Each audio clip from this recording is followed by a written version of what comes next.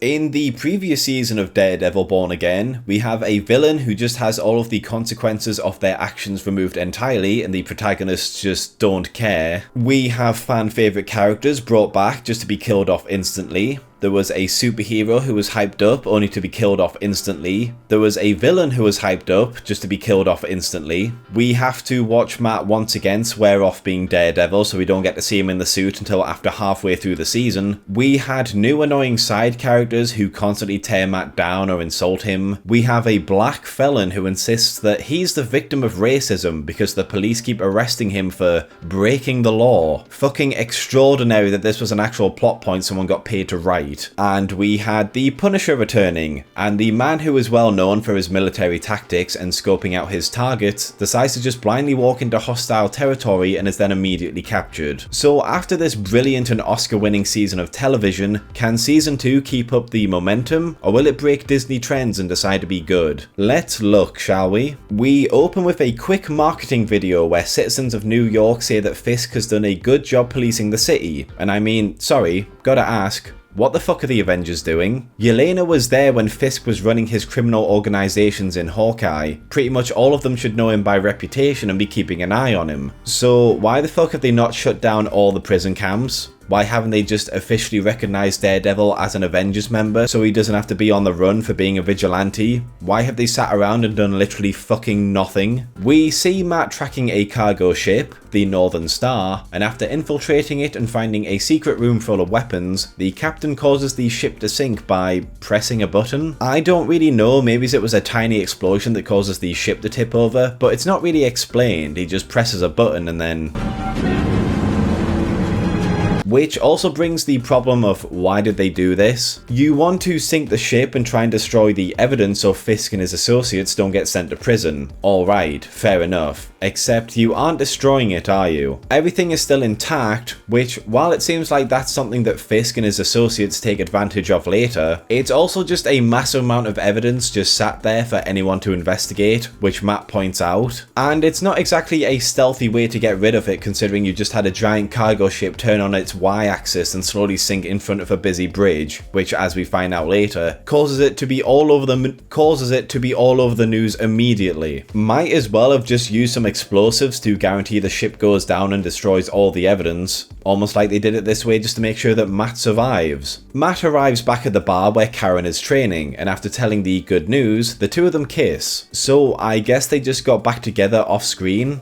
Like, I'm fine with it, but one of the big points of the first season is how they fell apart over Foggy's death, and now they're just back together. Okay, would have liked to see that happen, but whatever. Fisk arrives at the scene and is told that the ship is blocking the port, and like, no it's not, fucking look at this. See how much space is on both sides? He says they will call this a terrorist attack committed by Daredevil, and then someone from Washington is called into New York. After some more marketing clips where they unironically try and say the vigilantes are responsible for throwing used diapers into the river, like seriously, what the fuck are you guys doing? Karen receives info from Jessica about the captain and the first mate that might help them track them down. The DA arrives to inform Fisk he will be providing oversight over his actions due to the large amounts of judicial power he's given himself. Which, why the fuck have you waited until now to do this? Surely the part where Fisk labelled all vigilantes as terrorists and then fast-tracked them all to life sentences without parole would have gotten you there immediately, not months later. The guy from before, Mr. Charles, shows up and a phone call from Fontaine causes the DA and his group to leave. And I know what you're thinking, see, Fontaine is stopping the Avengers from investigating Fisk and allowing him to do these things. Except not really, they make it very clear at the end that she is their bitch, not the other way around. They should have just intervened at this point and she would be powerless to stop them.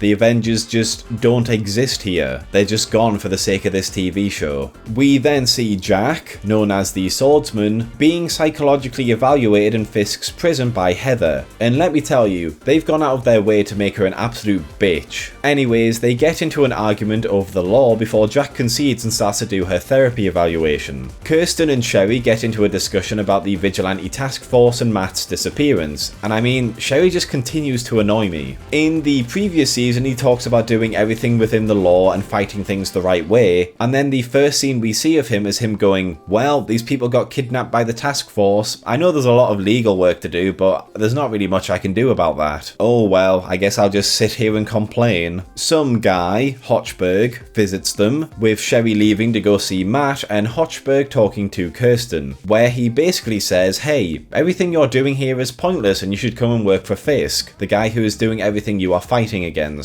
Despite the terrific and well-crafted dialogue, surprisingly, his offer isn't well received and he leaves in a huff that she didn't accept it. Matt informs Sherry about the weapons on the Northern Star and asks him to look into it, and I will say, at least they've made the banter between Matt and Sherry more tolerable. In the first season, Sherry came across as some random guy that just kept showing up to have a go at Matt, and I didn't buy that they had a partnership, never mind a friendship. But here it's better. Would it kill you to reach out to her? I can't put her at risk. And me?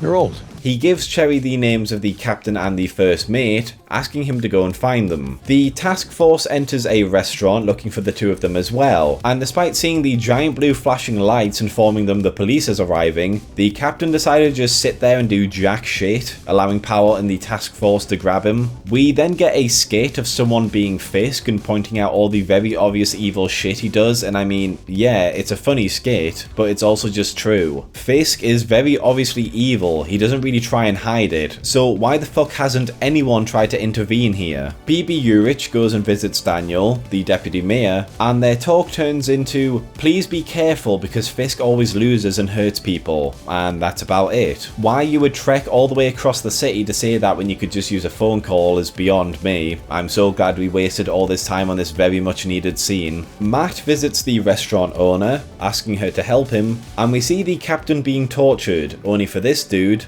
Buck, to tell Powell off for torturing him and to send him away. He then, without asking the captain any more questions, shoots him. Why would you have a scene where the bad guys are trying to find some information, you have Buck tell Powell off for torturing the dude instead of just making a deal, and then once Powell leaves you then have Buck, who is telling Powell off, not try and do anything to get any more information and just have him shoot the guy. What was the fucking point? Fisk, Vanessa and Mr. Charles talk, where it's discovered that the weapons belong to him and his organisation, and he's very pissed off with Fisk for handling the situation this way. Mr. Charles agrees to get a disposable crew to unload the weapons under Fisk's supervision. BB speaks to Karen, telling her information that Daniel has given her, and they talk about her uncle, and Hochberg phones Heather to ask her to change her report to say that Jack is a psychopath, which she agrees to do because Muse was a psycho who tried to kill her before she was saved by DareDevil, a vigilante. So from that logical series of events, it's reasonable to say that all vigilantes are horrible people that need to be sent to prison to stop them from saving lives. Seriously, what the fuck is this character arc? Matt and Karen talk about the restaurant situation, how much they miss Foggy, and at the restaurant the manager finds the first mate, agreeing to help him. The task force visits Sherry, torturing him before Matt arrives to fight them off. Sherry has a heart attack, and after using him as bait to eliminate the rest of the task force, Matt hears Cherry's heart slowing down, reminding him of Foggy and getting distracted, with the task force knocking him down and removing his mask. As they talk about how he's Matt Murdock, they prepare to execute him, only to be killed themselves by Bullseye at the end of the episode. Overall, very average start to the season. There's a few good bits of dialogue and fight choreography. They seem to have a more focused idea of what they want to do, and Mr. Charles does intrigue me, but there's also some story bits that are just kind of glossed over, like Karen and Matt being back together and the Avengers just not doing anything, and some bits of dialogue and even characters just annoy the shit out of me. I'm being so serious, if Heather isn't killed by the end of this season I'm gonna be fucking pissed. Still, so far better than season 1, and I'm curious to see this Daredevil Bullseye team up.